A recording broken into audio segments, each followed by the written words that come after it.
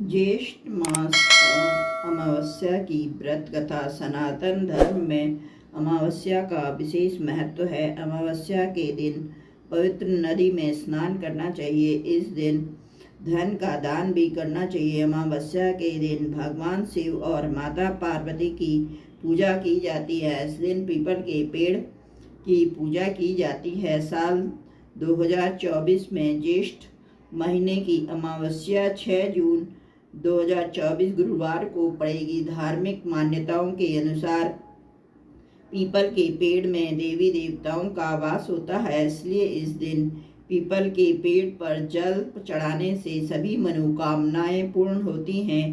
कहते हैं अमावस्या व्रत कथा का विशेष महत्व होता है। तो मैं अमावस्या व्रत कथा सुनाती हूँ। पौराणिक कथा के अनुसार एक राज्य में एक गरीब ब्राह्मण रहता था। पैसों की कमी के कारण उसकी बेटी की शादी नहीं हो पा रही थी। अपनी गरीबी से परेशान होकर एक दिन एक ब्राह्मण दंपति ने एक साधु से इस उपाय को पूछा, तो साधु ने बताया कि पास के गांव में एक धोबी है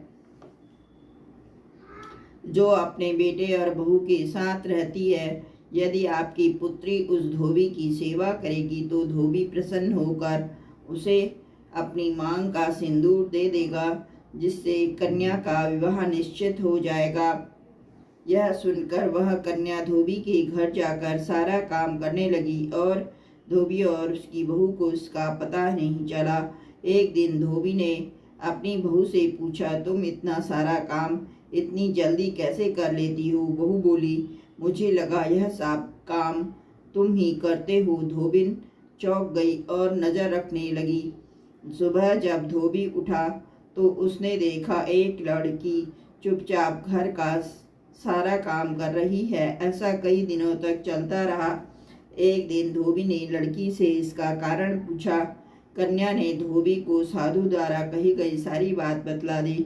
उसकी बात सुनकर धोबिन ने उसे अपनी मांग का सिंदूर लगा दिया और उसी समय धोबिन के पति की मृत्यु हो गई। इससे दुखी होकर कन्या घर से निकल गई और एक पीपल के पेड़ के पास पहुंची और ईंटों के 108 टुकड़े लेकर उनकी 108 बार परिक्रमा करी और एक एक करके फेंकना शुरू कर दिया।